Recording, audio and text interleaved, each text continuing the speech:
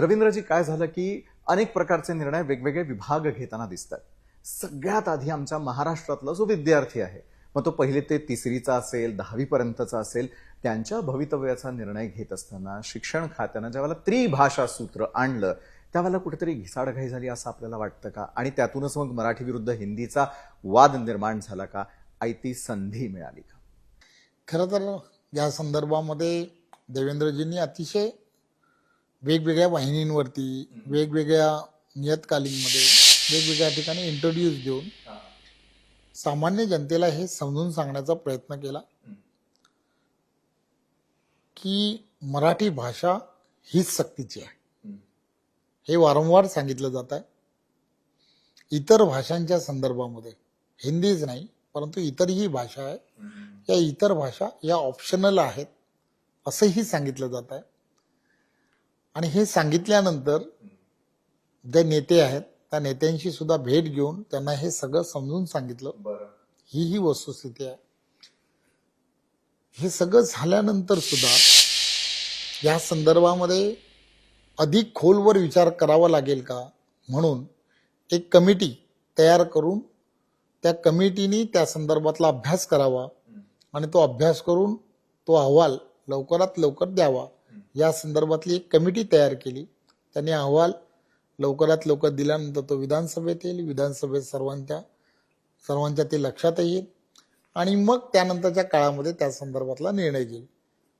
या सगळ्या गोष्टी झाल्यानंतर पुन्हा मग त्या सर्व गोष्टींच्या बद्दल चर्चा होणं किंवा त्या संदर्भातली पुढे अजूनही आंदोलन होणं हे काही महाराष्ट्राला किंवा महाराष्ट्रातील जनतेला अपेक्षित नव्हतं. परंतु ते घडलंय, ही वस्तुस्थिती आहे. मला असं वाटतं हा विषय जो आहे तो प्रांतिक भाषेच्या दृष्टिकोनातून करणं हे काही योग्य नाही. या संदर्भातला जो निर्णय असेल तो निर्णय जो आहे ती कमिटी जी आहे ती कमिटी नेमलेली कमिटी अभ्यास करून त्या संदर्भातला निर्णय देईल. या अगोदर सुद्धा त्रिभाषीय संदर्भातले जे काही निर्णय झाले वर्षानुवर्ष हे याच्यावरती अभ्यास झालेला आहे.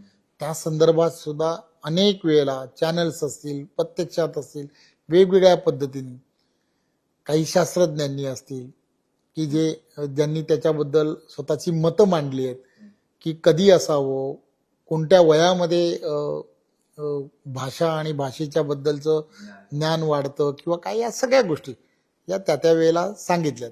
त्यामुळे त्याचे असणारे वेगवेगळे संदर्भ हे सगळं त्यावेळेला जोडलंय आणि त्यामुळे सगळ्या ठिकाणी त्या सगळ्या गोष्टी त्याची सुरुवात झाली.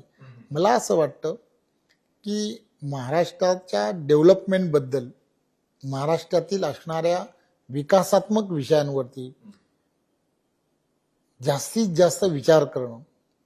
आपल्याला माहीत आहे की गेल्या काही इथलं वातावरण महायुती झाल्यानंतर, देवेंद्रजी मुख्यमंत्री झाल्यानंतर महाराष्ट्रामध्ये मोठ्या प्रमाणामध्ये FDI आलेत. बऱ्याच कंपन्या, बऱ्याच इन्व्हेस्टर्स लोकांनी इथे इन्व्हेस्टमेंट करण्याच्या संदर्भात सांगितलंय. जवळजवळ झालेले MOUs जे आहेत त्यापैकी 80% जास्त MOUs वरती कामाला सुरुवात झाली आहे. काही प्रत्यक्षात काम सुद्धा सुरू होईल. त्यामुळे महाराष्ट्र एक 1 ट्रिलियन इकॉनॉमी ज्याला म्हणतो त्या दिशेने अधिक गतिमान पद्धतीने जायला सुरुवात झाली. त्यामुळे मला असं वाटतं की एक चांगलं वातावरण तयार करण्याच्या दृष्टिकोनातून येणाऱ्या काळामध्ये प्रयत्न होणं हे अत्यंत गरजेचं आहे असं मला वाटतं.